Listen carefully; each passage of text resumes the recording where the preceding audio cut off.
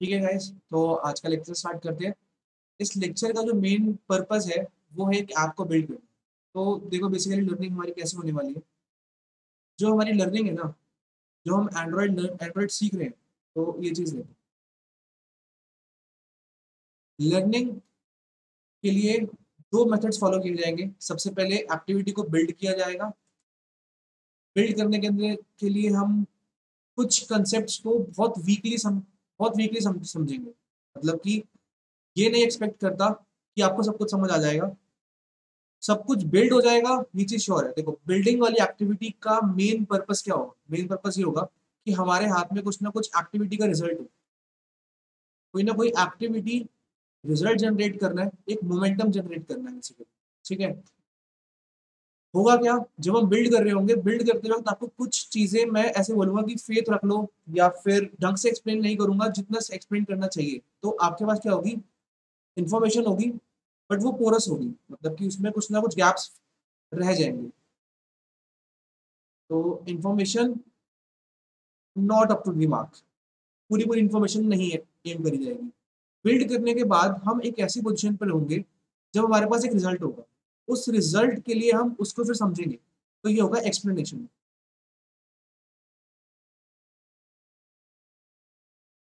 तो एक्टिविटी बनाते हैं, रिज़ल्ट निकालते हैं, रिज़ल्ट की बेसिस पे कुछ समझेंगे तो मज़ा आएगा। अगर मैं डायरेक्टली थ्योरी बनाने लग जाऊँगा, जनरली जो हमारे कॉलेजेस, स्कूल्स में होता आ रहा है, तो उसमें इतना मज़ा नहीं आएगा। बंदा आया, पढ़ा के चला गया, उससे क्या फ़ायदा? ठीक है? तो लेट्स प्रोसीड। अप्रोच पे ज़्यादा डिस्कस नहीं करते, डायरेक्ट अपने प्रोजेक्ट की तरफ चलते हैं। अपने एक्टिविटी की तरफ, प्रोजेक्ट नहीं, एक्टिविटी। सो बेसिकली सबसे पहली चीज़, हमें इस टाइप की एक ऐप सी जनरेट करनी है। इसमें होगा क्या? इस एक्टिविटी का जो मेन एम है, एक्टिविटी का मेन एम नंबर 1, कि आपको एक फंक्शनल ऐप पहली बार देखने को मिलेगी। जिससे पहले हमने ऐप बिल्ड करी थी, वो जस्ट एक डेमोन्स्ट्रेशन था। वो ये मान के चलो कि जस्ट एक प्री डिफाइंड टेम्पलेट था जिसको हमने चलाकर देख लिया, तो हमें कोड को रन करना आ गया। ठीक है? आज के जो मेन टास्क है, वो ये है कि आपको एक फंक्शनल ऐप मिलेगी। फंक्शनल ऐप के बाद कुछ इंटरैक्शन कर पाओगे। ठीक है? इंटरैक्शन इतनी मिनिमल होगी कि जस्ट आप एक हिंट मिलेगा कि किस तरीके से इंटरैक्शन करी जाती है। एक्टिविटी लेआउट आपस में कैसे खेलते हैं।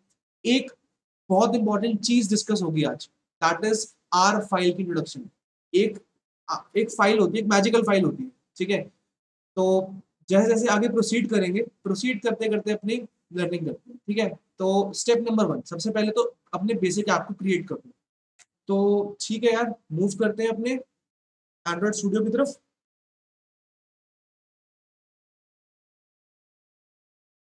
ओके, तो ये रहा हमारा एंड्रॉइड स्टूडियो।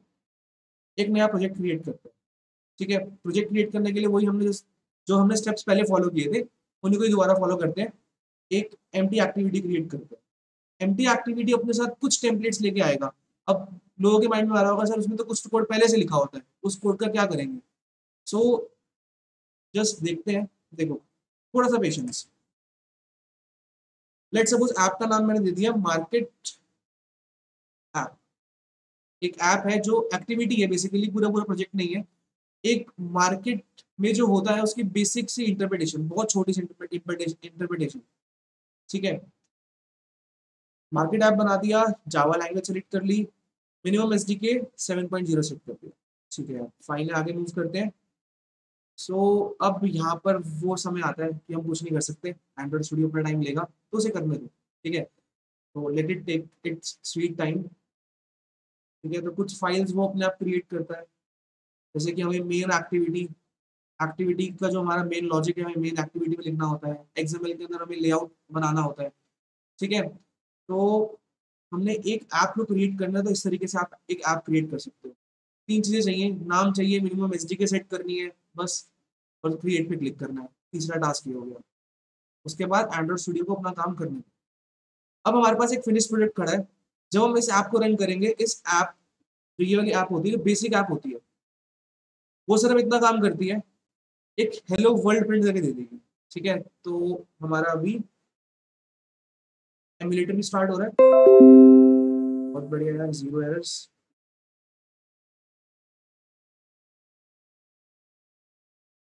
ठीक है? तो ठीक है, तो एक हेलो वर्ल्ड प्रिंट कर देते हैं। ठीक है, सबसे पहली चीज तो मैं इसके बारे में बात करना चाहता हूँ कि इसके अंदर क्या क्या कंपोनेंट्स होते हैं जो अभी हमारे लिए काम के आएंगे। नॉलेज बेस मैं इतनी रखूंगा इस वाले वीडियो के अंदर, नॉलेज बेस मैं इतनी रखूंगा कि बेयर मिनिमम नॉलेज मिल जाए। ठीक है, इसके बाद फर्दर जो लेक्चर्स होंगे उसके अंदर मैं इसकी एक्सप्लेनेशन करता रहूंगा। अपने नॉलेज बेस को धीरे धीरे इंक्रीज करेंगे, ग्रेजुअली इंक्रीज करेंगे तो मजा आएगा। एकदम से अगर मैंने थ्योरी पढ़ा दी तो मुझसे तो नहीं होती यार कॉलेजेस में। मुझे नहीं पता कि बाकी लोग कैसे करते हैं। ये देखो, ठीक है? ये आपकी डिवाइस है, बेसिकली एक डिवाइस के लिए स्किन है। जब हम एमुलेटर रन करते हैं तो बेसिकली एक स्किन होती है, एक नेक्सस की एक स्किन है, इसके अंदर हमने कोई एंड्रॉइड एसडीके डाल रखी है। इसमें हमारा कंपोनेंट क्या होता है? ये हो गया हमारा स्क्रीन एरिया। ये चीज देखो, ये यहाँ से लेकर यहाँ तक, ये हो गया हमारा सारा स्क्रीन एरिया।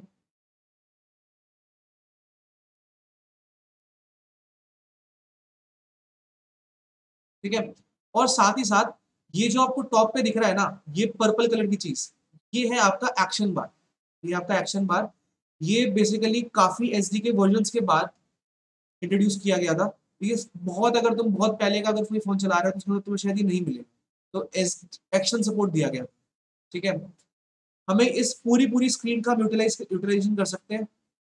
तो इस पूरी पूरी स्क्रीन का यूटिलाइजेशन कर सकते हैं, जो हम कोड लिखेंगे इसके अंदर दिखेगा। हमें एक ऐप को एड्रेस करना है कि वो इसके अंदर थोड़ी फीजिबिलिटी और थोड़ी सी ढंग से क्या बोले उसे रिप्रेजेंटेशन दिख सके तुम्हें। तो जितनी भी तुम्हारी रिप्रेजेंटेशन होगी वो तुम यहाँ पे करोगे। अगर तुम्हें स्क्रीन के ऊपर जो दिख रहा है, जो तुम्हें स्क्रीन के ऊपर कुछ भी दिख रहा है, अगर तुम उसे चेंज करना चाहते हो ना, तो हमें लेआउट फाइल में चेंज करना पड़ेगा। ठीक है, तो जैसे कि मैंने प्रीवियस लेक्चर्स में बताया था, हमारी जो लेआउट होता है, layout is controlled by XML. Layout को कंट्रोल किया जा सकता है, एक एक्सएमएल लैंग्वेज होती है। अलग से लैंग्वेज सीखने की जरूरत नहीं है, वो बहुत ही ईजी होती है। जितने प्रोजेक्ट्स बनाओगे उतने अपने आप फ्लो उसमें बैठ जाते हैं। ठीक है, तो एक्सएमएल के अंदर जो भी चेंजेस करेंगे वो हमारे डिस्प्ले के अंदर आते हैं। ठीक है, तो एक बार के लिए आगे मूव करते हैं अपनी एक्टिविटी डॉट एक्सएमएल में। प्रोजेक्ट विंडो को बंद कर दिया। ठीक है, तीन ऑप्शंस आ रहे हैं यहाँ पे आपके पास, कोड, स्प्लिट, डिजाइन। तो तीन मोड्स के अंदर आप अपने लेआउट को डिजाइन कर सकते हो। डिजाइन मोड बेसिकली क्या होता है, कोई भी आपने चीज उठाई उसको ड्रैग एंड ड्रॉप। देखिए लेट सपोज अगर मैं कोई बटन की बात कर रहा हूँ तो मैं एक बटन को उठाकर यहाँ पे रख सकता हूँ, ड्रैग एंड ड्रॉप। मेरे लिए कोड अपने आप लिखेगा, which is not a preferred way, क्योंकि हमें नहीं पता बैकएंड पे क्या हो रहा है, हमारे लिए कोई लर्निंग नहीं हो रही। तो हमारा मेन टास्क क्या होना चाहिए, सिर्फ और सिर्फ लर्निंग पे फोकस करना। एक्टिविटी तो है, कौन सी हम कमर्शियल साइट बना रहे हैं। ठीक है, सो चलते हैं। अच्छा, दूसरा मोड होता है स्प्लिट मोड। यहाँ पर कोड लिखोगे, right hand side left hand side पे कोड लिखोगे, राइट हैंड साइड पे आपको उसका साथ साथ व्यू दिखता रहता है, जैसे हमने लास्ट लेक्चर्स में भी देखा था। और एक होता है कि सिर्फ कोड कोड लिख रहे हो, बाद में इसको तुम आराम से व्यू कर सकते हो। ठीक है, आई वुड प्रेफर कि अगर लर्निंग कर रहे हो तो स्प्लिट मोड पे करते हैं। स्प्लिट मोड पे होगा क्या, मैं कोई काम कर रहा हूँ, वो मुझे इमीडिएटली दिखाएगा कि आपका आउटपुट क्या है। इमीडिएटली आउटपुट दिखती है। इससे क्या होता है, आपको पता चलता रहता है कि हर एक लाइन का मीनिंग क्या है, हर एक लाइन से हो क्या है। ठीक है, दूसरी चीज, moving forward with editing your XML file, क्योंकि अगर मुझे इस लेआउट से, जो मुझे डिफॉल्ट लेआउट मिलता है बेसिक ऐप में, उससे मुझे अपने डिजायर्ड लेआउट तक पहुंचना है। तो जो मैं डिजायर्ड लेआउट बोलता हूँ that is something like this, sorry this. मुझे अगर इस लेआउट तक पहुंचना है तो इस लेआउट तक कैसे पहुंचा जाए। तो बेसिक एप्लीकेशन बनाने के बाद आगे मूव करते हैं। एक्सएमएल में थोड़े से कोड्स समझेंगे, बेसिक बेसिक चीजें समझाऊंगा, बेयर मिनिमम नॉलेज प्रोवाइड करूंगा, जिससे कि हमारा एक्टिविटी बिल्ड हो सके, और थोड़े कोड में चेंजेस भी करेंगे। ठीक है, तो चलते हैं। देखो, सबसे पहली चीज यहाँ पर आगे क्या करनी है, इस पूरे पूरे कोड को उड़ा दो। तो इससे होगा क्या, कुछ स्टूडेंट्स के माइंड में आएगा यार कोड खुद ही लिखना था, तो क्यों प्री जनरेटेड फाइल्स लेकर। ठीक है, तो देखो स्टार्टिंग से स्टार्ट करते हैं। फर्स्ट लाइन इसमें लिखी हुई है एक्सएमएल वर्जन। एक्सएमएल के डिफरेंट डिफरेंट वर्जन है, वो बोलते हैं कि आपके पास कौन से वर्जन में कोड करना चाहते हो, तो ये वर्जन डेफिनेशन है। इससे हमारे कोड पे ज़्यादा इम्पैक्ट नहीं पड़ता। ठीक है, तो स्टार्ट करते हैं। सबसे पहले सबसे पहली चीज़, जो आपको ये स्क्रीन दिख रही है जो पूरी पूरी ब्लैंक है, इस ब्लैंक स्क्रीन को ना हम किसी व्यू से डिफाइन करते हैं, ठीक है। तो एक बार इसे ये देखो, इसे लेआउट से डिफाइन करते हैं, लीनियर लेआउट, ठीक है। लीनियर लेआउट अब दो चीजों में वर्क करता है। एक बार थोड़ी सी लाइंस लिखता हूँ, फिर उनको एक एक करके समझाऊंगा। तो लीनियर लेआउट लिखा मैंने, आगे मूव कर दो। अब नेक्स्ट चीज होती है XMLNS। इसका मीनिंग क्या होता है? XML name space. तो एंड्रॉइड ने कुछ टूल्स पहले से अपने बना रखे हैं जिनको हम यूज कर सकते हैं इसको, इसका लेआउट क्रिएट करने के लिए। अब उन टूल्स को एक्सेस करने के लिए पहले आप उनको उनको आपको गेट करना पड़ेगा। उनको गेट करने के लिए आपको ये लाइंस लिखनी पड़ती है, XML नेम स्पेस कॉलन, मैं जिस कीवर्ड से अपने टूल्स को यूज करना चाहता हूँ। लेट्स सपोज मैंने डिफाइन कर दिया एंड्रॉइड मेरे कीवर्ड का नाम है। टूल्स कहाँ से आएंगे मेरे पास? तो देखो HTTP, तो एक सेकेंड, यहाँ पे स्पेस नहीं आएगा, HTTP, ठीक है। तो ऑटो जनरेटेड आ जाएगा, पूरा पूरा लिखने की जरूरत नहीं है। HTTP schemas.android.com.apk res android, एक बहुत बड़ा सा लिंक है। इस लिंक को ओपन करोगे, ओपन नहीं होगा क्योंकि ये URL नहीं है, ये URI है, तो दोनों में डिफरेंस है। आगे मूव करते हैं। तो काफी सारा काम आसान कर रखा है एंड्रॉइड स्टूडियो ने। अगर मैं यही चीज लिख रहा होता तो मेरे को 2 बार तो क्रॉस चेक करना पड़ता, कहीं मैंने गलत लाइन तो नहीं लिख दी। दूसरी चीज मुझे चाहिए होते हैं टूल्स। तो टूल्स NS, जैसे मैंने टूल्स लिखा ना, आपके पास सजेशन आ जाएगा टूल्स NS, उस पर क्लिक करने के बाद आपकी लाइन अपने आप ऑटो जनरेट हो जाएगी। तो ये बेसिकली टूल्स है जो प्रोवाइड करे गए हैं। अब देखो, मैं अपने कोड में, मैं अपने जो इस लेआउट को डिफाइन कर रहा हूँ, इसको मैं कितने डायमेंशंस में डिफाइन कर रहा हूँ, वो चीज मुझे यहाँ पे बतानी होगी। जैसे कि आपकी ऐप है, वो आप फुल स्क्रीन ऐप बनाना चाहते हो, जितनी आपको स्क्रीन ने कैपेबिलिटी दे रखी है, जितने आपका स्क्रीन स्ट्रेच हो सकती है, उतनी आप बड़ी ऐप बनाना चाहते हो, पूरा पूरा लेआउट वहां पे शो करना चाहते हो। तो पहले मुझे डिफाइन करना होता है कि मेरा कैनवस कितना बड़ा है, जहां पर मैं अपना काम करने वाला हूँ। तो उसको डिफाइन करने के लिए लेआउट विड्थ क्लिक करोगे। अब देखो इसने लिखा है, इसने लिखा Android colon Android layout width. तो ये एंड्रॉइड का जो ये हमने ये URI डिफाइन की है ना, मैं इस पूरी पूरी लाइन को उठा के यहाँ पे लिख सकता हूँ, तब भी हमारा कोड वर्क कर जाएगा। पूरा पूरा काम बार बार ना लिखना पड़े, इसलिए मैंने उसको शॉर्ट फॉर्म में कन्वर्ट करके पहले एंड्रॉइड में एक कीवर्ड दे दिया उसको मैंने। अब मुझे हर जहाँ पे मुझे इस लाइन की जरूरत पड़ती है, यहाँ पे मैं डायरेक्टली एंड्रॉइड कीवर्ड का यूज कर लूंगा, ठीक है। तो एंड्रॉइड कॉलन लेआउट विड्थ, मैं अपने पूरे पूरे ऐप का कैनवस डिफाइन करना चाहता हूँ, मतलब पूरे पूरे ऐप की डायमेंशंस डिफाइन करना चाहता हूँ। वो मेरे स्क्रीन के अंदर कितने बड़े डायमेंशन में आनी चाहिए। तो लेआउट विड्थ, विड्थ डिफाइन करने की बात आ रही है। अब विड्थ डिफाइन करने के लिए ना आपके बहुत सारे ऑप्शन होते हैं, जैसे कि मैच पेरेंट, आप इसको अपने कस्टम डायमेंशन भी प्रोवाइड कर सकते हो।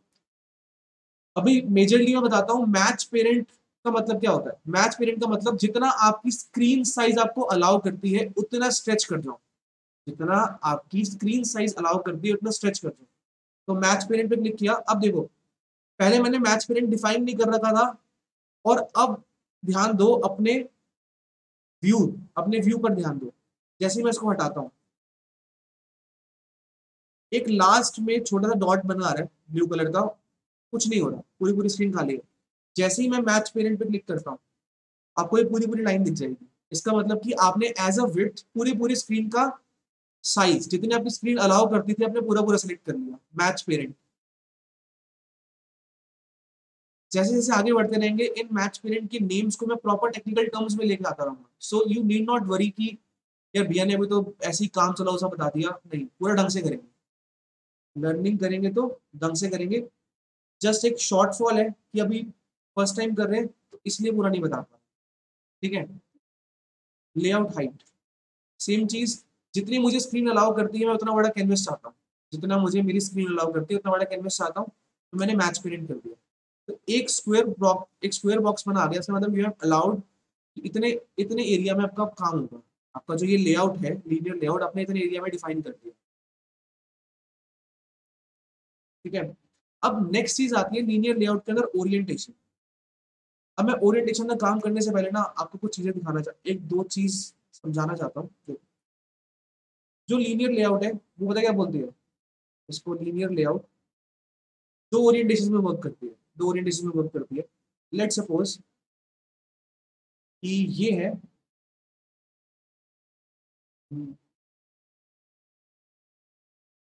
आपकी स्क्रीन, सेकंड ग्रेटेस्ट प्रॉब्लम, हाँ आपकी ये है स्क्रीन साइज। अगर ये आपकी पूरी पूरी, अरे ये स्क्रीन बन गई, मच बेटर,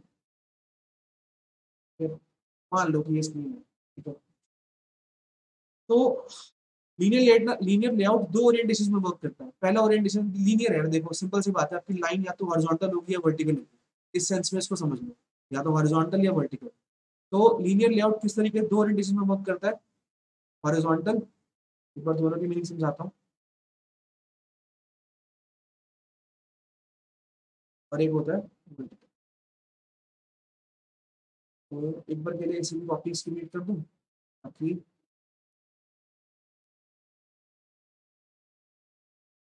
हॉरिजॉन्टल में क्या होता है और वर्टिकल में क्या होता है, देखो आपने अपनी स्क्रीन के अंदर जो भी कंपोनेंट्स बनाए वो आपके हॉरिजॉन्टली अलाइन हो जाएंगे। तो लेट्स सपोज अगर ये मेरा कंपोनेंट 1 है तो दूसरा कंपोनेंट आएगा ना, वो इसके हॉरिजॉन्टल उसी लाइन में आ जाए। कंपोनेंट 2, कंपोनेंट 3, कंपोनेंट 4, ठीक है। तो जो भी आपके कंपोनेंट्स होंगे वो आपके हॉरिजॉन्टली अलाइन हो जाएंगे। अगर मैं चाहता हूँ मेरे सारे के सारे कंपोनेंट्स वर्टिकली अलाइन हो, तो मैं इसको इस तरीके से डिवाइड करूँ। तो अगर मैं वर्टिकली सेलेक्ट करता हूँ उसके अंदर, तो ये बोलेगा अगर कंपोनेंट यहाँ वन यहाँ पे है तो जो सेकंड कंपोनेंट बनेगा ना वो इसके नीचे बनेगा।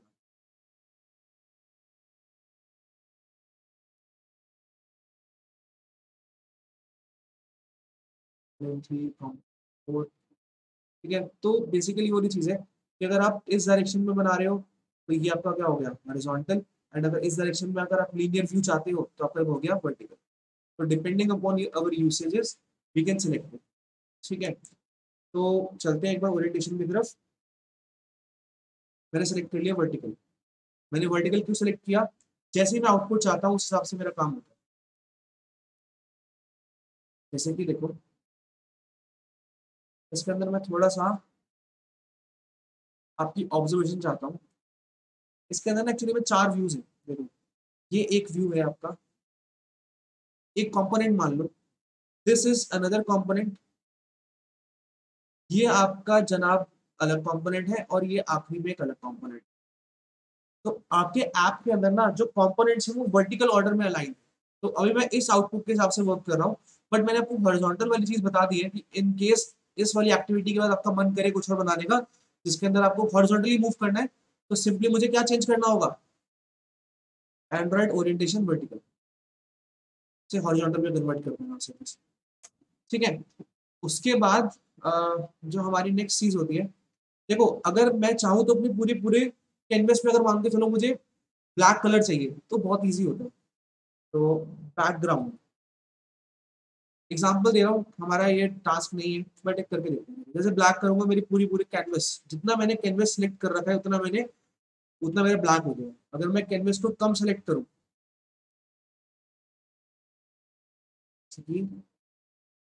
250 dp, तो 25 हो गया, सॉरी जीरो मिस हो गया, अच्छा हो गया जीरो, तो मेरा इतने से कैनवस में ब्लैक हो जाएगा।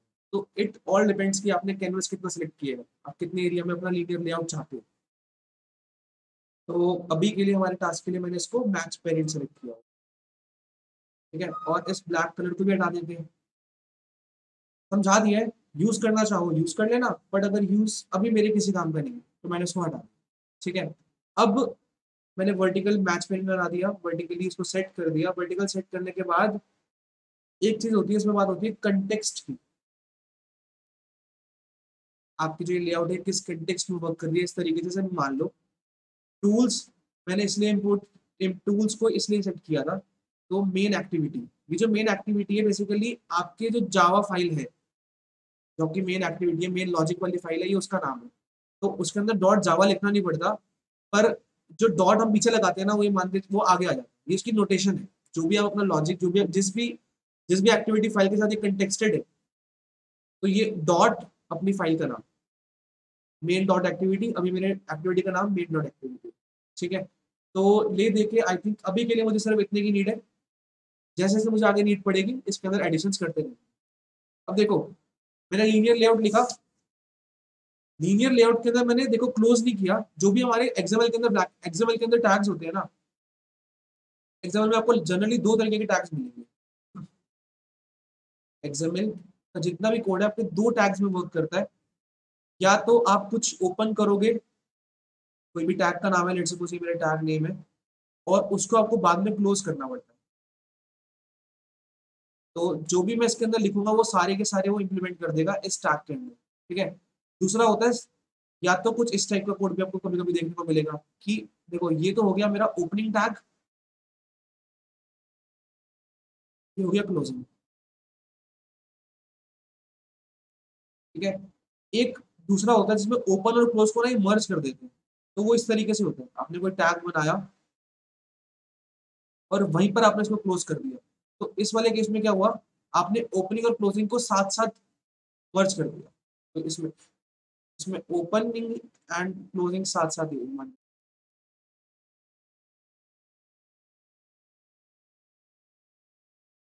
ओपनिंग ओपनिंग टैग अलग, क्लोजिंग टैग अलग। अभी जो मैंने लीनियर लेआउट लिखा है उसके अंदर मैंने इसका दूसरा एंगुलर ब्रैकेट नहीं लगाया। एक बार के लिए दूसरा एंगुलर ब्रैकेट बनाओ, जैसे ही दूसरा एंगुलर ब्रैकेट लगाओगे ना वो अपने बॉर्डर कंप्लीट कर देगा। उसने बोला ठीक है यार, अगर आप इस टाइप का टैग यूज करना चाहते हो तो अगर एक ओपनिंग टैग है तो उसका क्लोजिंग टैग भी होगा। ये मैंने जितनी भी लाइंस लिखी है इसकी प्रॉपर्टीज है। ये किसकी प्रॉपर्टीज है, लीनियर लेआउट की प्रॉपर्टीज है। लीनियर लेआउट पहले से डिफाइंड है, हमें उसके लिए कुछ नहीं करना। मैं यहाँ पे ले आया, देखो मैंने एक लेआउट डिफाइन कर दिया। अब मुझे उस लेआउट के अंदर कंपोनेंट्स चाहिए, लेआउट के मैंने डायमेंशंस भी डिफाइन कर दिए, कैनवस भी डिफाइन कर दिया। अब कैनवस के अंदर कोई कंपोनेंट नहीं होगा तो फायदा क्या, कोई कैनवस के अंदर कंपोनेंट नहीं होगा तो फायदा क्या। तो जैसा मैंने अभी डिस्कस किया था, मेरे को ये चार कंपोनेंट्स चाहिए, ये चार कंपोनेंट्स चाहिए। तो अभी के लिए देखते हैं, अगर आपको कंपोनेंट में सिर्फ व्यू करवाना होता है ना, तो उसके लिए मेरे पास क्या होता है, टेक्स्ट व्यू। देखो मेरे टेक्स्ट कहाँ कहाँ पे व्यू, कहाँ कहाँ पे मैं शो कर रहा हूँ, यहाँ पर और यहाँ पर। तो ये दोनों कंपोनेंट्स पता है किस टाइप के हैं, टेक्स्ट व्यू टाइप के। दोनों के दोनों कंपोनेंट्स किस टाइप के हैं, टेक्स्ट व्यू टाइप के। ये सिर्फ टेक्स्ट को शो करने के लिए काम आ रहा है। तो देखो इनको डिफाइन कैसे करते हैं, जिस ऑर्डर में आप कंपोनेंट्स को चाहते हो, जिस ऑर्डर में आप कंपोनेंट्स को चाहते हो उसी ऑर्डर में आपको डिफाइन करने पड़ते हैं अपने लेआउट के। तो एक बार के लिए यहाँ पर देखो, जैसे कि सबसे पहले मैं जाता हूँ, एक टेक्स्ट व्यू आ जाए मेरे पास, तो T E X T capital V I E W, text view complete हो गया। अब वो आते ही उसने बोला कि अगर आप कोई कंपोनेंट बनाना चाहते हो तो ऑफ कोर्स उसके पास कुछ ना कुछ हाइट और विड्थ तो होगी, उसकी कोई विड्थ भी होगी, उसकी हाइट भी होगी। तो देखो विड्थ तो मैं बनाता हूँ मैच पेरेंट, जितने मेरे कैनवस का साइज है, मैच पेरेंट। ये जो मैच पेरेंट पता है एक्चुअली में कहता क्या है, मैच पेरेंट ये बोलता है कि जो आप ये टेक्स्ट व्यू बना रहे हो, ये जो आप टेक्स्ट व्यू बना रहे हो, ये कंपोनेंट जिसके अंदर एनक्लोज है, ये कंपोनेंट जिसके अंदर एनक्लोज है, जिसके अंदर ये लाई करता है, उसके जितना साइज दे दो। तो जैसे मैंने मैच पेरेंट लिखा ना, तो इस टेक्स्ट व्यू के हिसाब से इसका पेरेंट कौन है, लीनियर लेआउट। लीनियर लेआउट ने कितनी विड्थ दे रखी, जितनी विड्थ दे रखी होगी ना उतनी ये विड्थ ले लेगा। जैसे कि मैंने लेट सपोज यहाँ पे 100 विड्थ दी होती, तो इसकी भी 100 विड्थ ही होती। तो मैच पेरेंट की एक्चुअली मीनिंग है, जो मेरे से ऊपर है उसके पास कितनी विड्थ, उसके पास कितनी विड्थ है उतनी मैं ले लूंगा। जब मैंने लीनियर लेआउट के अंदर ये वाली चीज यूज करी थी, तो उससे ऊपर तो कुछ है ही नहीं, उससे ऊपर तो मेन स्क्रीन ही है। तो तभी मैं बार बार बोल रहा था कि जितनी आपकी स्क्रीन अलाउ करती है उतनी विड्थ आ जाएगी आपके पास, जितनी आपकी स्क्रीन अलाउ करती है उतनी विड्थ आ जाएगी। तो अभी के लिए इसको मैच पेरेंट सेट कर दिया। मैच पेरेंट सेट करने के बाद इसको मैच पेरेंट सेट कर दिया, हाइट सेट करना चाहता हूँ। तो इसकी डायमेंशन होती है, लेट सपोज जैसे मैंने बोल दिया मेरे को 200 पीपी में ज्यादा हो गया, एक सेकंड मुझे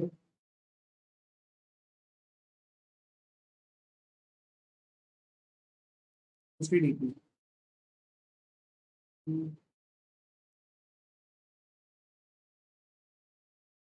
ये देखो मैंने 50 dp बनाया, तो मेरा ये जो इतना सा बॉक्स बना आ रहा है ना, ये आपका ये वाला कंपोनेंट है।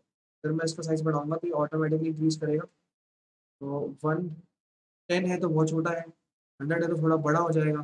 तो let suppose I set it to 1500, sorry 150 DP. तो कोई इतना बड़ा कंपोनेंट चाहिए, ठीक है। आपने कंपोनेंट क्रिएट कर दिया। कंपोनेंट आप बोलोगे इसमें कुछ दिख तो रहा है नहीं, तो ठीक है। ये देखने के लिए कि इसके अंदर कंपोनेंट क्रिएट हुआ नहीं हुआ, आपको एक और व्यू प्रोवाइड किया जाता है। ये तो आपकी स्क्रीन का व्यू हो गया। एक बार के लिए यहाँ पर जाओ। यहाँ पर अब तीन चीजें दिखा रहे हैं, डिजाइन, ब्लूप्रिंट, डिजाइन और ब्लूप्रिंट। तो ब्लूप्रिंट के अंदर एक्चुअली में शो करेगा कि आपका ये कंपोनेंट यहाँ पे क्रिएटेड है। तो ब्लूप्रिंट बेसिकली ये जो ऐप है आपकी एक्चुअली कैसे दिखेगी। ब्लूप्रिंट बेसिकली कंपोनेंट्स के लिए होता है कि आपके पास कंपोनेंट्स किस किस तरीके से प्लेस्ड है, तो ये उस चीज के लिए काम आती है। एक बार के लिए डिजाइन पे चलते हैं। अब मैं इस टेक्स्ट व्यू के अंदर कुछ प्रिंट करना चाहता हूँ, कोई ना कोई टेक्स्ट चाहता हूँ ना। देखो पहले कंपोनेंट के अंदर क्या प्रिंट हो रहा है, मार्केट प्रिंट हो रहा है। तो टेक्स्ट एंड्रॉइड डॉट टेक्स्ट, इस ब्रैकेट के अंदर कुछ भी लिखूंगा उसके अंदर आ जाएगा। लेट्स सपोज मैं लिखना चाहता हूँ मार्केट, आ रहा है बट बहुत ही छोटा छोटा आ रहा है। थोड़ा साइज बढ़ाते हैं इसका। तो let's increase its size, text size. तो टेक्स्ट साइज लेट्स सपोज मैं सेट करता हूँ इसके अंदर इसका 50, थोड़ा बढ़ाते हैं 60। मैंने इसका साइज सेट कर दिया। साइज सेट करने के बाद अब देखो हमारे इसमें क्या क्या डिफरेंस है। मार्केट, एक तो इसकी प्लेसमेंट बीच में है, एक तो इसकी प्लेसमेंट बीच में आ रही है, ऊपर से थोड़ा कर्सिव है। हमारा वाला तो बहुत ही प्लेन सा बन गया यार, ऐसा लग रहा है कि चलो छोड़ो, हमें तो कर्सिव चाहिए। तो देखो पहले चीज उसको सेंटर में कैसे लेके आते हैं। देखो आपका ये पूरा का पूरा आपका लेआउट बना हुआ है। लेआउट बेसिकली आपका कंपोनेंट बना हुआ है। कंपोनेंट किस चीज का है, ये टेक्स्ट व्यू कंपोनेंट है। आप चाहते हो इस कंपोनेंट के अंदर जो उसका टेक्स्ट है वो सेंटर में आ जाए, तो उसके लिए हम यूज करते हैं ग्रेविटी। इसके अंदर बहुत सारे ऑप्शंस दे रखे हैं, सेंटर, लेफ्ट, बॉटम। तो मैं दे दूं उसको सेंटर, तो ये उठ के स्क्रीन के सेंटर पे आ जाएगा। मतलब तो आपके कंपोनेंट की जितनी आपने डायमेंशन दे रखी है उनके सेंटर में आ जाएगा। ठीक है, तो ये अब देखो इसके पूरे पर सेंटर में आ चुका है, हाइट वाइज भी, विड्थ वाइज भी। ठीक है। दूसरी चीज आती है मेरे पास, मुझे सिर्फ बनाना है कर्सिव। तो कर्सिव बनाने के लिए मेरे पास ऑप्शन होता है फॉन्ट फैमिली।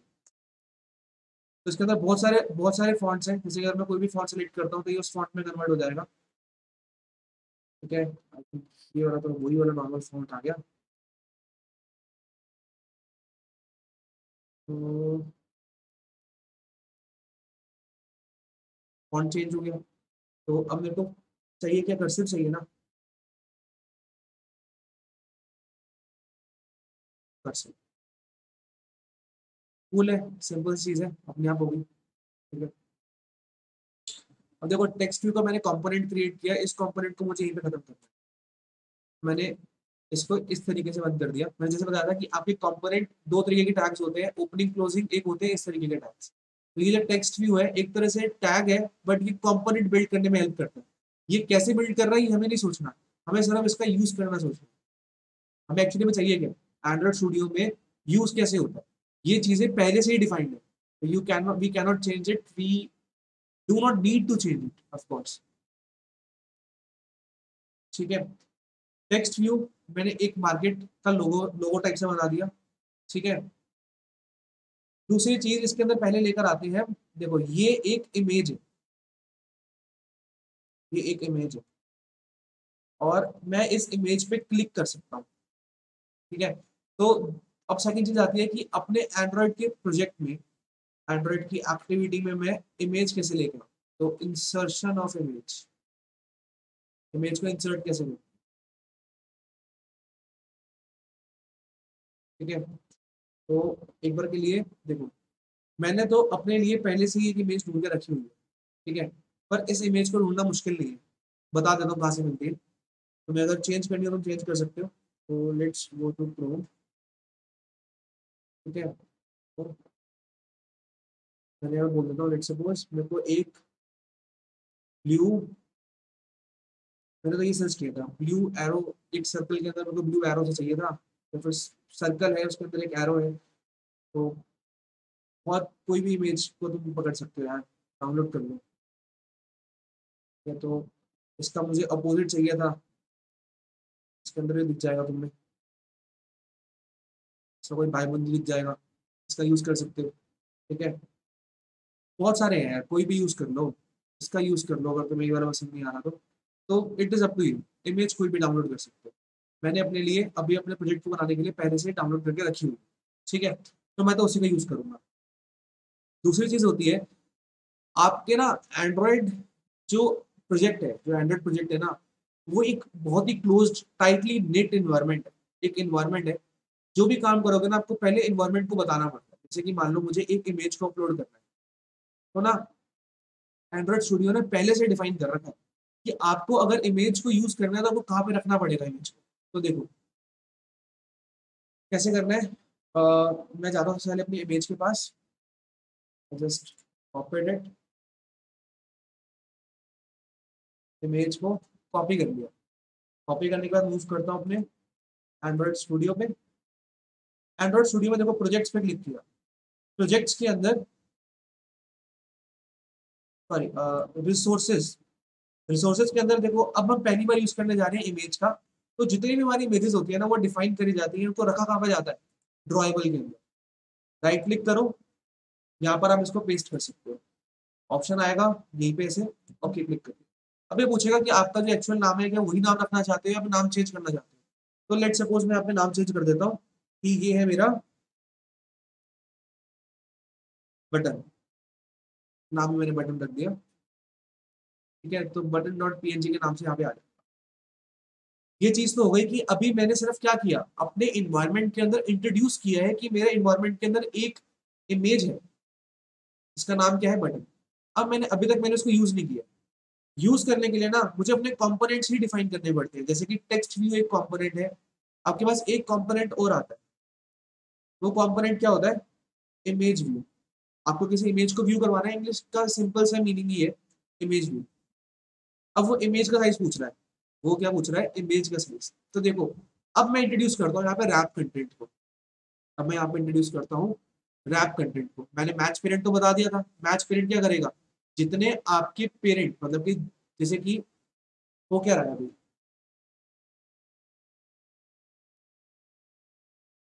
मैंने लीनियर लेआउट बनाया,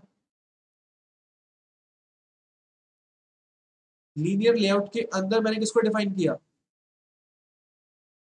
टेक्स्ट व्यू को और इमेज व्यू को। अभी तो यही दो इमेज, दो व्यूज डिफाइन करे मैंने। तो पेरेंट क्या होता है, जिसके अंदर, जिनकी अंदर वो बिलोंग करते हैं, जैसे कि इमेज व्यू किसके अंदर बिलोंग करता है, लीनियर लेआउट।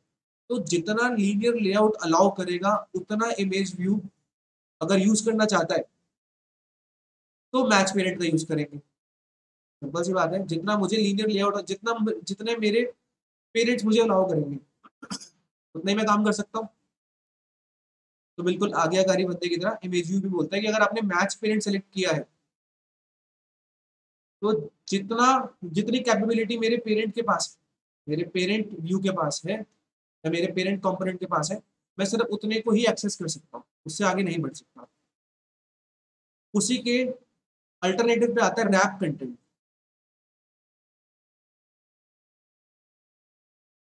रैप कंटेंट क्या बोलता है, जितना भी आपका कंटेंट है ना,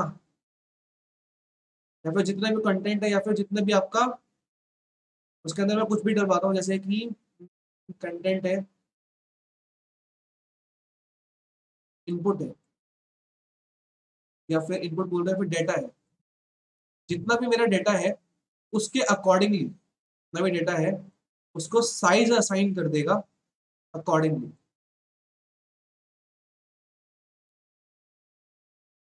तो वी नीड नॉट वरी कि यार उसका साइज कितना होगा। अगर आपने रैप कंटेंट बोला है तो वो ऑटोमेटिकली इसको साइज प्रोवाइड कर देता है जितना आपका, जितना आपके डेटा को नीड होती है। ठीक है, तो अभी पर नेक्स्ट चीज देखो, नेक्स्ट चीज देखने के पहले अब देखो, जो हमारी नेक्स्ट चीज है उसके अंदर मुझे क्या डिफाइन करना है, इमेज व्यू। तो उसके लिए मैं साइज प्रोवाइड करने जा रहा हूँ। अभी के लिए मैं लिख रहा हूँ यहाँ पे रैप कंटेंट। जितना कंटेंट मैं उसमें डालूंगा उस डेटा के हिसाब से ये अपने आप साइज ले लेगा। ठीक है, इमेज को इंट्रोड्यूस कर चुके हैं, अब इमेज को यूज करना। इमेज को यूज कैसे करेंगे, उसके लिए भी कमांड्स है। S R C, android S R C, source. आपकी इमेज का सोर्स कहाँ पे। तो जैसे अगर मैंने अपने इमेज को इंट्रोड्यूस कर रखा है ना, तो देखो एट द रेट कहाँ पे इंट्रोड्यूस किया मैंने उसको, ड्रॉएबल के अंदर। तो ड्रॉएबल, मैंने जो भी अपने इमेज का नाम लिया था, जैसे हमारे इमेज का नाम क्या था, बटन था। तो अगर मैंने ड्रॉएबल बटन पे क्लिक कर दिया तो ये अपने मेरे बटन को इंपोर्ट करके ले आया। अब मैंने इसमें क्या लिखा हुआ है, रैप कंटेंट लिखा हुआ है। रैप कंटेंट ने क्या किया, जितना मेरा बटन था उतना बड़ा इसने साइज प्रोवाइड कर दिया, अपने आप इसे साइज चेंज कर दिया। पर हमें एक्चुअली में आउटपुट में इतना बड़ा बटन तो चाहिए नहीं, मेरे को तो बहुत छोटा सा बटन चाहिए। तो एक्चुअली में जो हमारा मेन आउटपुट मुझे देना है वो तो इतना छोटा सा बटन है। इतने बड़े बटन को छोटे बटन में कन्वर्ट करने के लिए मुझे साइज चेंज करना पड़ेगा। और साइज को फिगर आउट करना बहुत मुश्किल है, मतलब कि हिट एंड ट्रायल, गेस करने पड़ेंगे साइजेस, ये साइज बटन का साइज क्या होगा। तो उस झंझट से बचने के लिए हम अब इसके ड्रैग एंड ड्रॉप का यूज करते हैं। ड्रैग एंड ड्रॉप का यूज किस तरीके से कर रहे हैं, इमेज को छोटा करना है ना, कितना छोटा करना है, एरो पे क्लिक किया, उसको उस हिसाब से रीसाइज कर दो। लेट्स सपोज मुझे बटन चाहिए इतना, तो देखो साइज देखो, 105 DP and 114 DP automatically change होगा। मेरे को और कुछ डिफाइन करने की जरूरत नहीं है, उसने ऑटोमेटिकली अपना साइज एडजस्ट कर लिया। साइज एडजस्ट करने के बाद अब आपके माइंड में चीज आ रही होगी, यार ये तो प्लेसमेंट बिगड़ गई है। में पहली चीज तो मेरा बटन कहाँ पे आना चाहिए, सेंटर में आना चाहिए और काफी नीचे आना चाहिए। ये तो बिल्कुल चिपक के ऊपर टॉप पे आ रहा है और सेंटर में तो आ नहीं रहा। तो सेंटर पे लेके आने के लिए तो देखो अभी यहाँ पर एक नए कीवर्ड का यूज करते हैं, लेआउट ग्रेविटी। देखो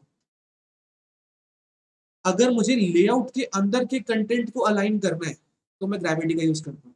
अगर मुझे पूरे पूरे लेआउट को ही अलाइन करना है तो मैं लेआउट ग्रेविटी का यूज करता हूँ। जैसे मैंने सेंटर लिखा तो ये उठकर सेंटर पे आ गया। और सेंटर कैसे आएगा, ये अपनी विड्थ के अंदर सेंटर पे आ जाएगा उसकी। तो पूरा पूरा पूरा पूरा लेआउट, मतलब कि पूरा पूरा कंपोनेंट अगर मुझे अलाइन करना है तो मैं लेआउट ग्रेविटी यूज करता हूँ। अगर मुझे कंपोनेंट के अंदर का कंटेंट अलाइन करना है तब मैं क्या यूज करता हूँ, नॉर्मल ग्रेविटी का। तो टेक्स्ट व्यू तो एक कंपोनेंट था, उसके अंदर मैंने क्या लिखा था, कोई टेक्स्ट लिखा था। टेक्स्ट व्यू एक कंपोनेंट था, उसके अंदर मैंने कोई टेक्स्ट लिखा था, उस टेक्स्ट को मुझे अलाइन करना था तो मैंने किसका यूज किया, ग्रेविटी का यूज किया।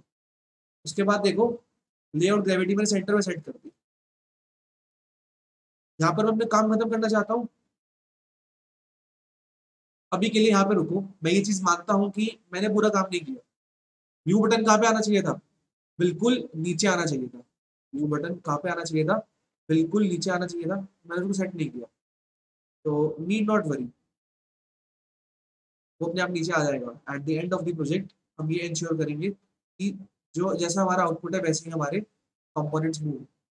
आगे मूव करते हैं अपने लेआउट को बिल्ड करते हुए। तो देखो क्या क्या बिल्ड कर चुके हैं अभी के लिए, अगर मैं डन मानूं तो मैंने कुछ सॉर्ट ऑफ इसको बिल्ड कर लिया, कुछ सॉर्ट ऑफ इसको बिल्ड कर लिया। कंप्लीट जगह पे नहीं है बट सॉर्ट ऑफ बिल्ड तो कर लिया ना। अब देखो दो चीजें यहाँ पे इंट्रोड्यूस करनी है। ये चीज है ना, ये है मेरा स्पिनर।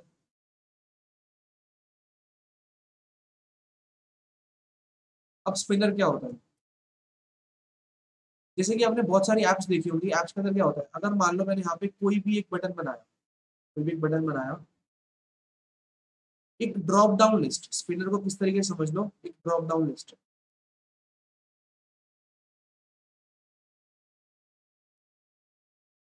ऐसे नहीं होता कि आपने कोई बटन क्लिक किया उसके नीचे बहुत सारी चीजें बनी हुई आ रही है, आइटम्स बने हुए आ रहे हैं, उन आइटम्स में से किसी ना किसी एक को सिलेक्ट करना होता है। तो मैंने उस पर्पज से बनाया स्पिनर।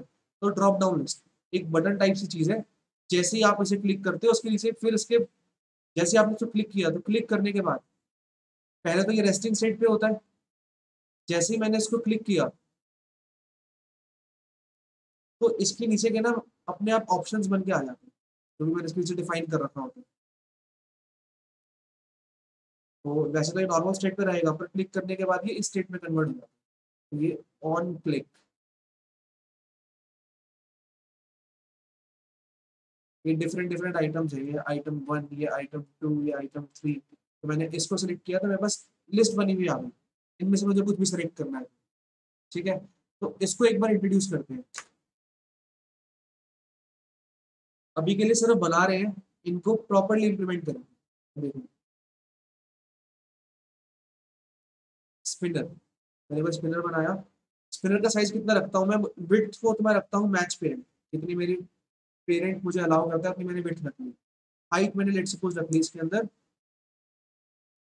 50 dp, आई थिंक इतना ही काफी होगा। मैंने ये चीज रख ली। ठीक है, अब यहीं पर रुकते हैं। मेरे देखो अभी कितने कंपोनेंट्स मैंने डिफाइन कर रखे हैं ब्लूप्रिंट में, देखें तो पर कोड और डिजाइन और ब्लूप्रिंट दोनों देखते हैं।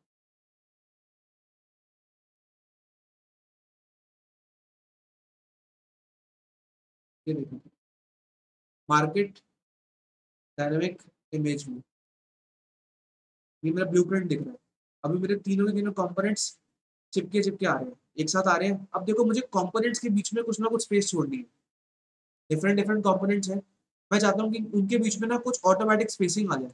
तो वो कैसे आती है देखो, मैं चाहता हूँ कि जो मेरी स्पेसिंग कैसे आती है पहले तो वही मैं डिफाइन करता हूँ, उसके बाद आगे देखते हैं। अभी मुझे सिर्फ व्यू देखना है, ब्लूप्रिंट देखना, कमांड लिखूंगा और अपने आप तुम उसका मीनिंग समझ आएगा। टेक्स्ट व्यू के अंदर गया, मार्जिन,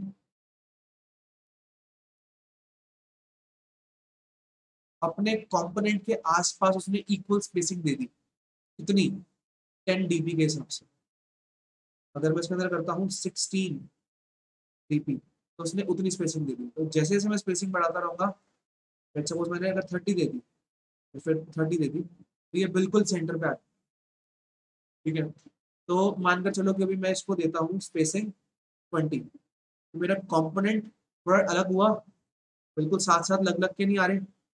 सिमिलरली मैं मार्जिन इसको भी प्रोवाइड करता हूँ कि इसके आसपास देखो, जो कंपोनेंट होता है ना वो सिर्फ अपनी रिस्पॉन्सिबिलिटी लेता है।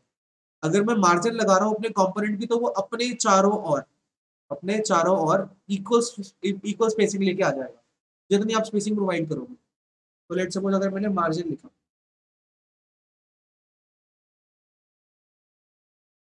20 dp, अपने आप स्पेसिंग अलग हो गई।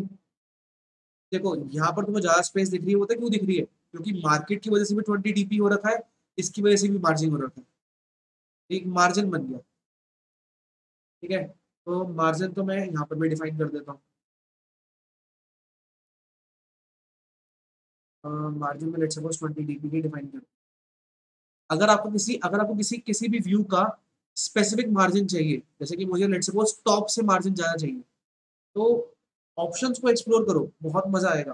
देखो मार्जिन टॉप, लेट सपोज मैंने 50 लिख दिया, तो इमेज, अच्छा एक सेकंड, इस वाली मार्जिन को हटा देते हैं, सुपर सीड कर जाएगा इसे। देखो सुपर सीड जो मैंने वो एक वर्ड बोला था वो ये था कि अगर मैंने मार्जिन यूज कर रखा था, वो मार्जिन टॉप को कुछ समझता ही नहीं है। 100 dp, 150 dp, spacing automatically change हो रही है अगर मुझे स्पेसिफिकली मार्जिन टॉप से प्रोवाइड करनी है। ठीक है, तो अभी के लिए तो ओवरऑल मार्जिन ही अप्लाई करते हैं। ठीक है, मैंने 3 व्यूज बना लिए, 3 व्यूज कौन कौन से हैं। पहला व्यू टेक्स्ट व्यू, इसके अंदर मैंने डिस्प्ले किया कि मेरी मार्केट कौन सी है। दूसरी चीज जो मैंने बनाई है दैट इज स्पिनर। देन तीसरे थर्ड नंबर पे क्या पड़ा हुआ है अभी मेरे पास, एक इमेज पड़ा हुआ। ठीक है, आगे मूव करते हैं। अभी के लिए मैंने देखो, जो स्पिनर है, स्पिनर के अंदर मैंने वैल्यूज प्रोवाइड नहीं करी।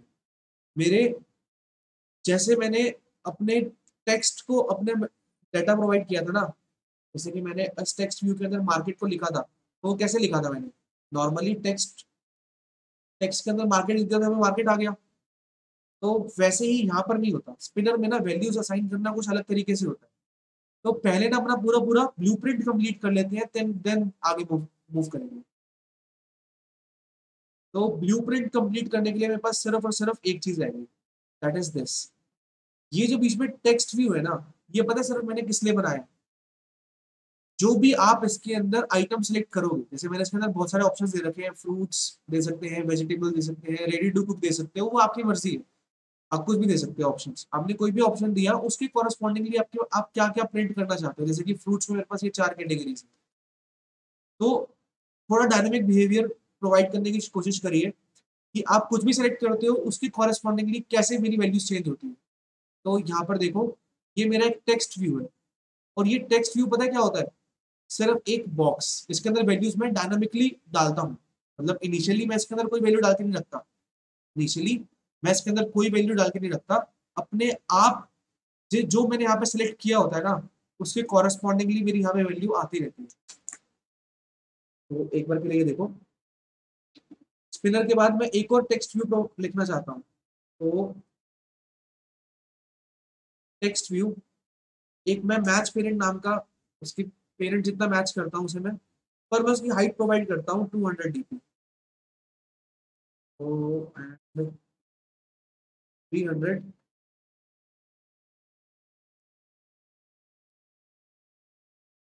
ठीक है, मार्जिन प्रोवाइड करना चाहते हो, मार्जिन प्रोवाइड कर सकते हो।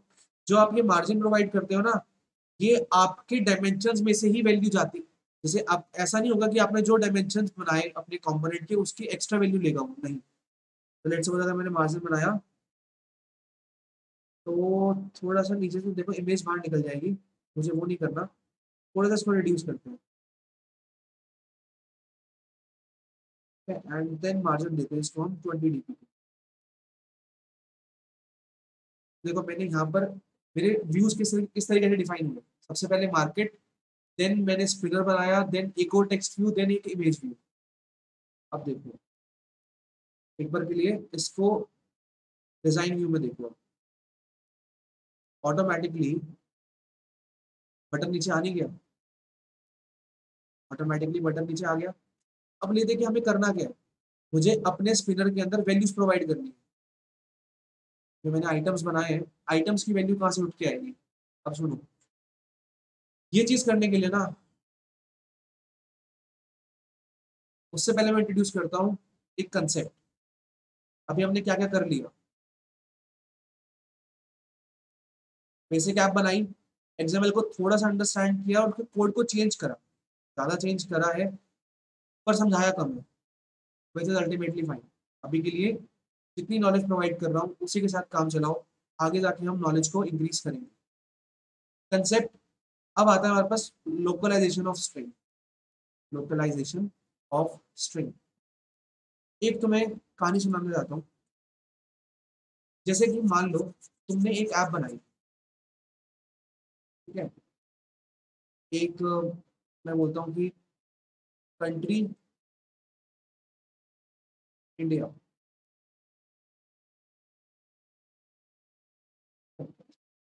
और आपने एक एप्लीकेशन बनाई। एप्लीकेशन के अंदर आपने जो लैंग्वेज यूज करी है, जो आपने इसकी लैंग्वेज यूज करी है, जो आपने कंटेंट लिखा है, वो आपने लिखा है इंग्लिश में। जैसे कि इसमें जो मैं कंटेंट की बात कर रहा हूँ, पता क्या कर रहा हूँ? जैसे मार्केट हो गया, एप्पल हो गया, ऑरेंज हो गया, ग्रेप्स हो गया, बनाना हो गया, ये सारा का सारा डेटा ही तो है, कंटेंट है। जो आपने कंटेंट लैंग्वेज जो सिलेक्ट करी है, दैट इज इंग्लिश। जब ये आपकी पर्सनल प्रेफरेंस थी, तो आपने इसको इंग्लिश में लिख दिया, क्योंकि हमारे जो डोमेन है, उसके अंदर हम जब आउटर वर्ल्ड से कनेक्ट करते हैं, हम ज़्यादातर इंग्लिश से करते हैं। मैंने, लेट सपोज मैंने एक एप्लीकेशन बना दी। अब प्रॉब्लम क्या आती है, आपने जब लैंग्वेज बनाई ना, तो आपने ना टेक्स्ट को, जो आपने लैंग्वेज बनाया है, लैंग्वेज के बेसिस पे आपने जो टेक्स्ट यूज किया, हमने उसे कर दिया हार्ड कोड।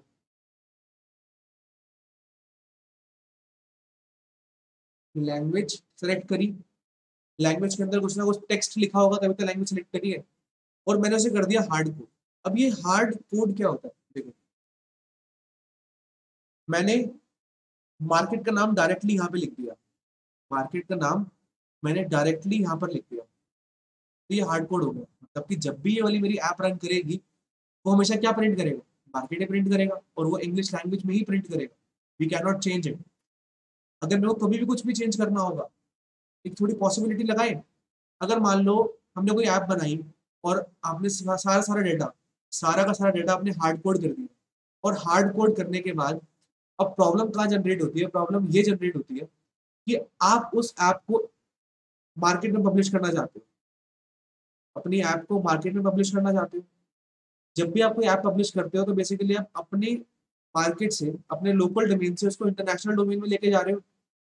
आप ये चाहोगे कि उसके अंदर और भी लैंग्वेजेस इनकॉर्पोरेट हो, और भी लैंग्वेजेस आए, पर हमने तो क्या कर रखा है, हमारे वाले कोड का बॉटलनेक क्या है कि हम जो भी यूज करते हैं, जो भी लिखते हैं, हम वहीं पर लिख देते हैं। जैसे कि मैंने मार्केट टेक्स्ट व्यू का नाम, मेरे को उसके अंदर मार्केट लिखवाना था, तो मैंने मार्केट लिख दिया, वो हार्ड कोड हो गया। मुझे कभी भी लेट्स सपोज इसको फ्रेंच में चेंज करना है, कहीं पे भी चेंज करना है, तो मुझे प्रॉब्लम होने वाली है। ये तो एक बहुत छोटी सी एक्टिविटी की बात कर रहा हूँ मैं। जो एक ऐप होती है ना, उसके अंदर थाउजेंड्स ऑफ लाइन्स के कोड्स होते हैं, और आपने हर जगह अगर इंग्लिश के टेक्स्ट यूज कर रखे होंगे, और अगर आप चाहोगे कि मैं इसको फ्रेंच में चेंज कर दूं, तो आपके लिए ना बहुत बड़ा ओवरलोड है वो। आपको इंटरनेशनल मार्केट में उतारना आपके लिए बहुत मुश्किल होने वाला है, क्योंकि हमें हर वर्ड पे, जहाँ मैंने मार्केट को यूज किया है इंग्लिश में, उसको मुझे किस में कन्वर्ट करना पड़ेगा, फ्रेंच में, दूसरी लैंग्वेज में खुद बैठ के लाइन बाय लाइन चेंज करना पड़ेगा। इस चीज को प्रिवेंट करने के लिए, इस चीज को प्रिवेंट करने के लिए एंड्रॉइड स्टूडियो क्या बोलता है कि why are you using a hard coded text. आप अपने टेक्स्ट को मैनुअली टाइप क्यों कर रहे हो, जब भी आपको कुछ भी चेंज करना है। जैसे कि मान लो मुझे यहाँ पे कोई भी चेंज करना है, तो मैं यहीं पर आता हूँ, टेक्स्ट व्यू के अंदर आता हूँ और यहीं पे चेंज कर देता हूँ 1 2 3, मेरा टेक्स्ट का नाम चेंज हो गया। मुझे नाम चेंज करना है, लेट्स सपोज कंपनी चेंज हो गई, मार्केट का नाम, शॉप का नाम चेंज हो गया, तो दोबारा बैठा हूँ चेंज करने के लिए। तो it is not a very good practice. तो एक अच्छी प्रैक्टिस के लिए उन्होंने बोला कि आप अपने कोड को ना, जो आपका स्ट्रिंग है, उसको लोकलाइज मत रखो, अपने टेक्स्ट तक सीमित मत रखो, जितना आप लिख रहे हो वहां तक सीमित मत रखो। उसको क्या करो, एक सेंट्रल फाइल में डाल दो। मतलब कि अब करता क्या है, एंड्रॉइड स्टूडियो मुझे ये बोलता है, एंड्रॉइड स्टूडियो प्रोवाइड करता है मुझे एक स्ट्रिंग्स की फाइल, स्ट्रिंग्स डॉट एक्सएमएल। ये एक स्पेशल फाइल है। इसका पता क्या पर्पज है, ये इसका पर्पज है आपका काम आसान करना। इसका सिर्फ एक ही पर्पज है कि जितने भी आपकी स्ट्रिंग्स से रिलेटेड, मतलब कि जितना भी आपका टेक्स्ट यूज होने वाला है आपकी ऐप के अंदर, उसको आप उठा के रख दो इस फाइल के अंदर। तो देखो एक्सएमएल फाइल है, तो इसके अंदर क्या होंगे, सारे सारे मेरे स्पेशलाइजेस ओनली फॉर स्ट्रिंग, तो ये सारी सारी स्ट्रिंग वैल्यूज को लेकर बैठता है।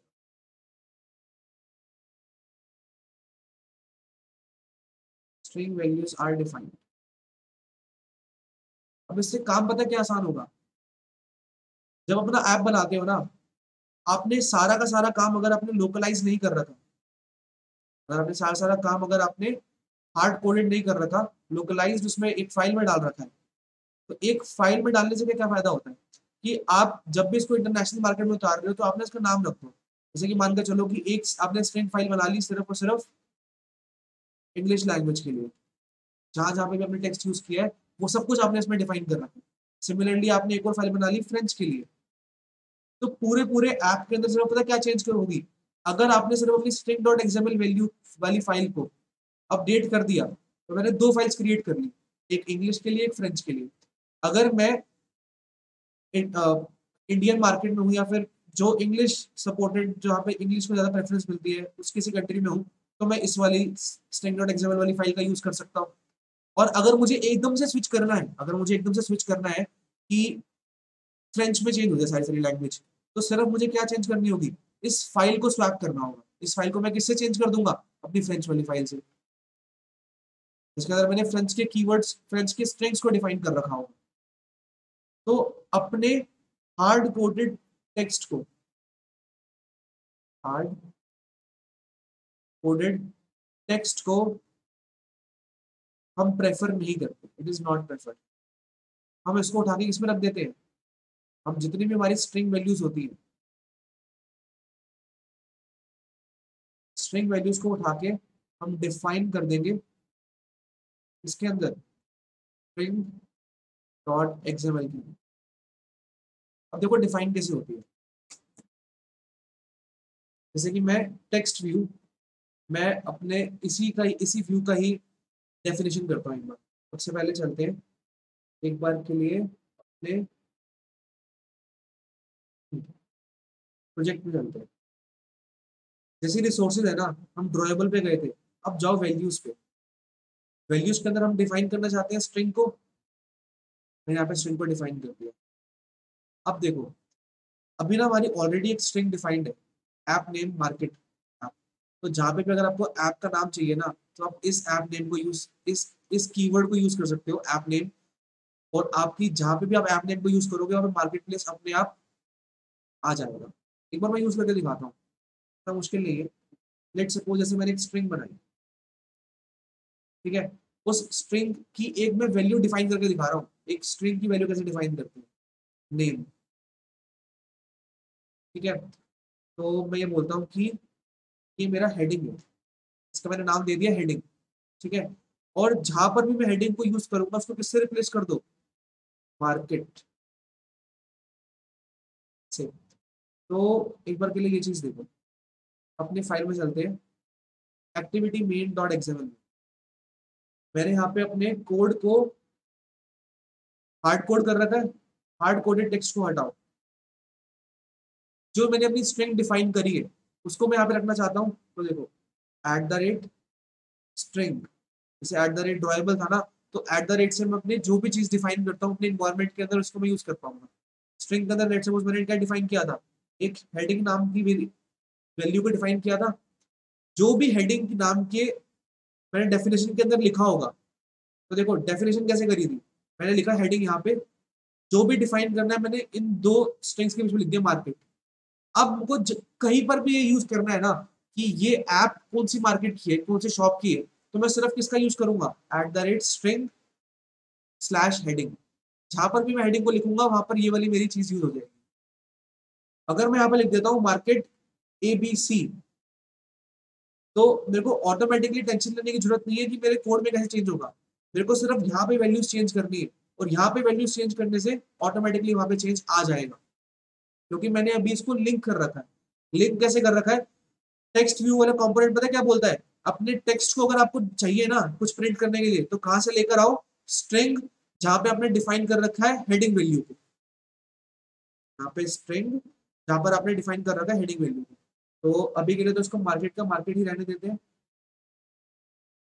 तो स्ट्रिंग डॉट एक्सएमएल क्या हेल्प करता है, अपने हार्ड कोडेड टेक्स्ट को एक फॉर्मल डेफिनेशन देने में।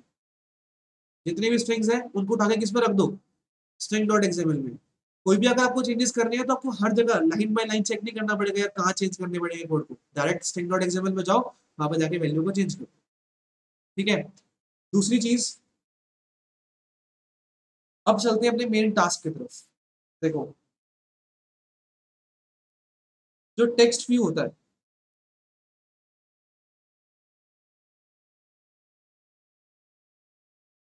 जो टेक्स्ट व्यू होता है वो करता है एक सिंगल एक सिंगल लाइन को, एक सिंगल वैल्यू को प्रिंट। जो टेक्स्ट व्यू होता है वो एक सिंगल वैल्यू को होल्ड करके रखता है अपने पास। पर जो एक स्पिनर होता है ना, spinner is a drop down menu. आप जब उस पर क्लिक करोगे तो आपके पास बहुत सारी आइटम्स आने वाले हैं, बहुत सारी वैल्यूज आने वाली है। तो जैसे मैंने कुछ भी वैल्यू को क्लिक किया तो उसके नीचे और भी बहुत सारी वैल्यूज निकल कर आएंगी, तो एक ड्रॉप डाउन लिस्ट है। तो स्पिनर के अंदर मल्टीपल स्ट्रिंग वैल्यूज होती है, मल्टीपल स्ट्रिंग वैल्यूज। और मल्टीपल स्ट्रिंग वैल्यूज को मैं कहाँ पे डिफाइन कर पाता हूँ, सिर्फ और सिर्फ स्ट्रिंग डॉट एक्सएमएल में। तो देखो स्ट्रिंग डॉट एक्सएमएल ने इस बात में तो हेल्प करी ही करी कि हार्ड कोड वैल्यूज को कैसे सेट करते हैं, साथ में उसने भी बोला कि मल्टीपल स्ट्रिंग वैल्यूज को डिफाइन कैसे करते हैं स्ट्रिंग डॉट एक्सएमएल के अंदर। अब जरा यहाँ पर देखो, मैं एक मल्टीपल वैल्यूज को डिफाइन कैसे करता हूँ। मैं एक ये चाहता हूँ कि स्पिनर के लिए ना एक स्ट्रिंग का एरे बन के आ जाए, मतलब स्ट्रिंग के अंदर एक ऐसा एरे जिसके अंदर बहुत सारी वैल्यूज है स्ट्रिंग की, तो वो कैसे बन के आते हैं। देखो स्ट्रिंग एरे, अगर स्ट्रिंग डिफाइन करनी है, अगर एक वैल्यू डिफाइन करनी है तो स्ट्रिंग, अगर मल्टीपल वैल्यूज डिफाइन करनी है तो स्ट्रिंग एरे। आपने एक एरे बना दिया स्ट्रिंग का, उसको नाम देता हूँ लेट्स सपोज, जैसे कि मैं तो ये चाहता हूँ कि ये एक मेन्यू है हमारे वाले एक्टिविटी के अंदर, तो वो स्पिनर किस तरीके से वर्क कर रहा है कि उस मार्केट के अंदर क्या क्या मिलता है, मेन्यू। तो मैं इसका नाम दे दिया मेन्यू। डिफाइन कैसे करते हैं इसको, देखो आपने एक स्ट्रिंग एरे बना दिया, स्ट्रिंग एरे के अंदर ओपनिंग ओपनिंग टैग होता है और क्लोजिंग टैग होता है, ठीक है। इसके अंदर मैं कुछ ना कुछ आइटम्स को डिफाइन करना चाहता हूँ, कुछ ना कुछ वैल्यूज को डिफाइन करना चाहता हूँ, जैसे कि मल्टीपल वैल्यूज डिफाइन करना चाहता हूँ। तो देखो मल्टीपल वैल्यूज डिफाइन कैसे होती है, आइटम के अंदर जो भी लिखूंगा ना, ये मेरी फर्स्ट वैल्यू बन जाएगी, जैसे कि मैंने यहाँ पे लिखा लेट्स सपोज फ्रूट्स, ये मेरी फर्स्ट वैल्यू बन जाएगी। अगर मैं इसके बाद एक और वैल्यू डिफाइन करता हूँ, तो ये सारी सारी वैल्यूज डिफाइन हो रही है एक स्ट्रिंग एरे के अंदर। तो लेट्स सपोज मार्केट में वेजिटेबल्स भी मिलती है, ठीक है। आइटम, लेट्स सपोज मार्केट में कुछ भी कैटेगरी भी है जूसेस की, ठीक है। मैंने एक स्ट्रिंग एरे को डिफाइन कर दिया। अब मैं चाहता हूँ कि ये मेरे स्पिनर के अंदर दिखे, तो स्पिनर के अंदर मैं इन वैल्यूज को डालूंगा कैसे, मेरे ड्रॉप डाउन मेन्यू में सारी वैल्यूज आएंगी कैसे, तो उसके अंदर मुझे कीवर्ड यूज करना पड़ता है एंट्रीज। मैं इस स्पिनर के लिए, इस ड्रॉप डाउन लिस्ट के लिए एंट्रीज कहाँ से उठाऊं, तो मुझे मेंशन करना पड़ेगा कहाँ पर जाओ, स्ट्रिंग वाली फाइल के अंदर जाया जाए, सॉरी मैंने एक एरे डिफाइन किया है ना, तो एरे के अंदर जाओ और मेन्यू सेलेक्ट कर लो। तो जो भी मैं पहला आइटम डालूंगा ना वो यहाँ पर आ जाएगा, जैसे मेरा फर्स्ट फर्स्ट वैल्यू क्या थी फ्रूट्स, तो यहाँ पे फ्रूट्स उठ के आ गया। एक बार के लिए सिर्फ और सिर्फ यहीं पे रुकते हैं। आज अभी तक हमने क्या किया, थोड़ी सी एक्सएमएल में चेंजेस करे, एक्सएमएल को समझा, स्ट्रिंग्स को लोकलाइज क्यों नहीं करते, स्ट्रिंग्स को हार्ड कोड क्यों नहीं करते, हार्ड कोड करने से प्रॉब्लम क्या आती है, कभी भी आपको कुछ भी वैल्यूज चेंज करनी पड़ जाएगी तो आपको हर लाइन बाय लाइन चेंज करना पड़ेगा। तो why to create that hassle, क्यों उस बेमतलब के झंझट में फंसे जब पता है कि आगे फंस सकते हैं, प्रॉब्लम आ सकती है। तो स्ट्रिंग डॉट एक्सएमएल के अंदर सारी सारी स्ट्रिंग वैल्यूज को उठा के रख दो, जो भी चेंजेस करने हैं सिर्फ वो स्ट्रिंग वाली फाइल के अंदर कर दो। एक बार के लिए चला कर देखते हैं अपने आप को, let's try to run it. वो चल गया, देखो ये मेरी ऐप रन हुई है।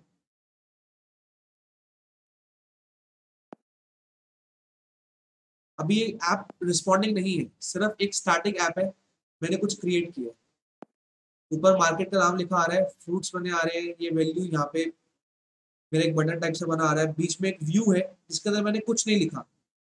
इसके अंदर वैल्यूज किसके अकॉर्डिंग आएंगी मेरे पास, जो मैं यहाँ पे सेलेक्ट करूंगा वो मुझे लॉजिकल कुछ लॉजिक्स में चेंज करना है, ठीक है। तो इसी के साथ हमारा क्या खत्म होता है, पूरा पूरा लेआउट डिजाइनिंग। अभी सर मैंने लेआउट को डिजाइन किया है, इसमें चेंजेस आएंगे, इसके अंदर हम लॉजिक को इम्प्लीमेंट करेंगे, क्योंकि आपने लेआउट बना दिया तो आपने सिर्फ एक पोस्टर टाइप चीज बना दी है, जब तक उसके अंदर कुछ इंटरेक्शन नहीं हो सकती तो कैसे वर्क करेगी। तो हमारा नेक्स्ट पार्ट क्या होगा, उसके अंदर इंटरेक्शन को लेकर आना।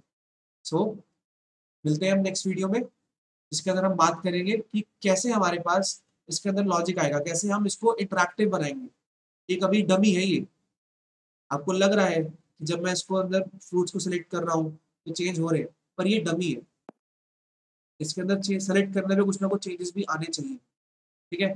सो we will see that in the next lecture. Thank you.